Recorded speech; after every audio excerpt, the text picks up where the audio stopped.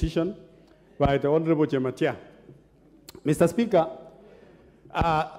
the case raised by the Honorable Jematia is just a one single case across the country. Mr. Speaker, where I come from, the Embobut, the entire Embobut is a forest where all of us were brought up, Mr. Speaker. It has administrative units of locations and sub-locations. There is a government DO's office. There is a MCA. It is a ward called the Embolot ward in Marakwet East. But the entire place is considered as a forest, Honorable Speaker. Honorable Speaker, I think the Ministry of Forestry and the KFS, they don't understand many parts of this country where the forests are and where there is a settlement. So, Mr. Speaker, I support that the cassette be rescinded so that the people who are living in Mochongo, these are people, Mr. Speaker, who are affected by the insecurity in Kerio Valley, which I'm also in the neighboring constituency. So these people who are displaced, it doesn't mean when they are not in their places because of the insecurity, it becomes a forest, it becomes a government forest. Mr. Speaker, it's upon the government to provide the security there and make sure that the people of Mochongo, the people of Embobut are given title deeds in those lands. I support, Honorable Speaker. Daoud. Thank you, Mr. Speaker. Mr. Speaker, I support this petition.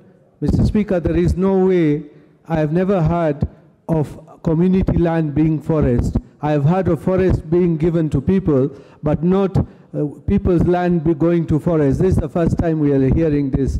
But Mr. Speaker, we need, as a country, we need to come up with better ways of adjudicating our lands. Mr. Speaker, we need to strengthen the National Land Commission together with the Ministry of Lands so that all over the country, wherever we do not have titles, they are given, people are given title what is supposed to be given to them. So we need to adjudicate lands so we can give titles to people.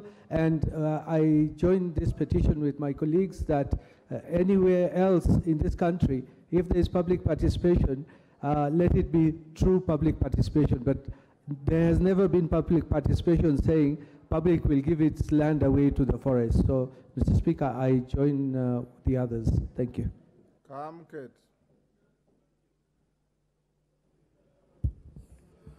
Mr. Speaker, for the first time, I am in agreement with Honorable Jematia. Mr. Speaker, as a resident of the area that has been gazetted illegally as a forest, I want to join my colleague in condemning this illegal gazettement of Mukutani area as a forest.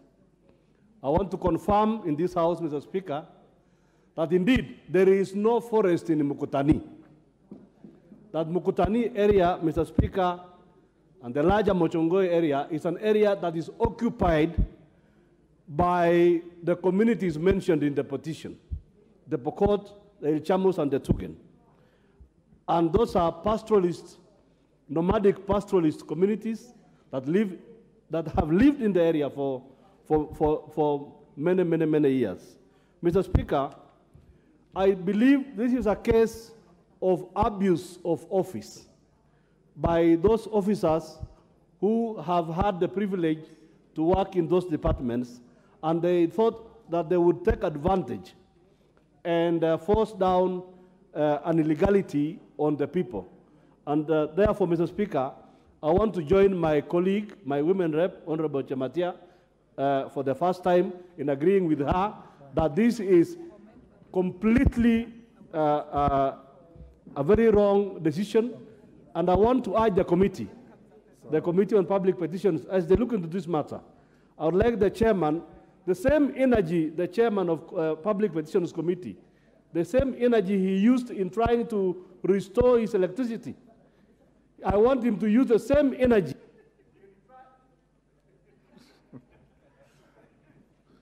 You are obviously veering off the beaten track and discussing a colleague without a motion, which is out of order. Ngele Chey, Thank you, Honorable Speaker. I want to support the petition by Honorable Chematia on the gazettement of community land. Honorable Speaker, for those of us who live in counties where there are massive forest cover, such occurrences are not isolated. There is a story in Elgeyo Marakwet of a forest called Cheptonge, whereby the chief at that time, the senior person at that time, fought with a white settler.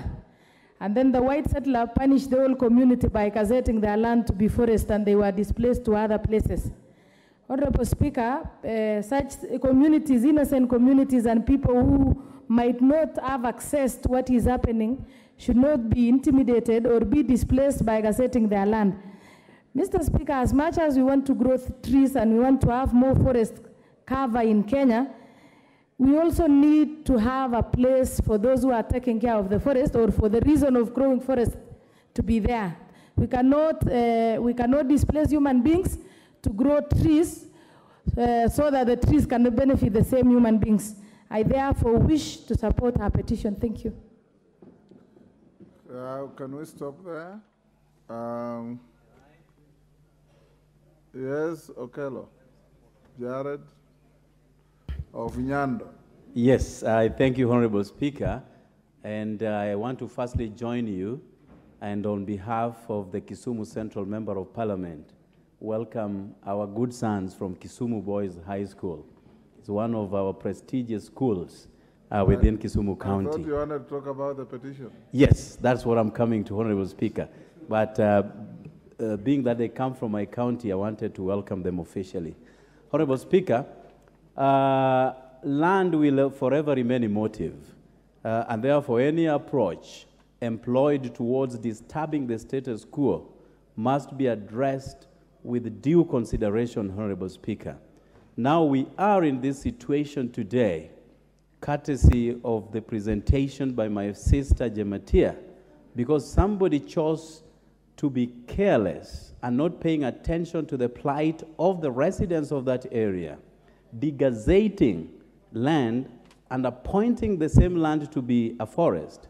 Whereas we appreciate the importance of forests in this country as water catchment areas and those areas that address and absorb the carbon mix, because when there is climate change, such as the one that we are experiencing, it is only important that we pay much attention to the issues of forests, but it cannot be to the detriment of the existence of a people, Honorable Speaker. There are elaborate processes that are being put in place for degazettement or gazettement of a particular place, Honorable Speaker. And when you fail to address these matters, then we become to this situation. And therefore, I implore upon the committee in charge of petitions to move expeditiously, address this matter and put it to rest. And I thank you, Honorable Speaker. Thank you. The petition stands committed to the Committee on Public Petitions, who should report back within 60 days.